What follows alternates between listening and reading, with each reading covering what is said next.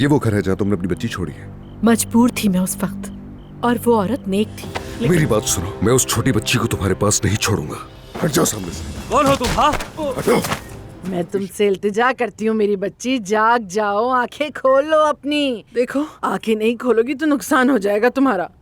वो तुम्हारा शौहर किसी दूसरी औरत के साथ चला जाएगा। तुम्हारी अम्मी का नाम क्या था? नरगिस। आपको पता है मुझे उनसे बहुत मोहब्बत है, और मेरे बाबा ने भी कहा है मेरी अम्मी कहीं गई नहीं है, क्योंकि माएँ तो कहीं नहीं जाती। मैं अपने मसाइल किसी से नहीं बांट सकता, कोई मुझे समझता नहीं।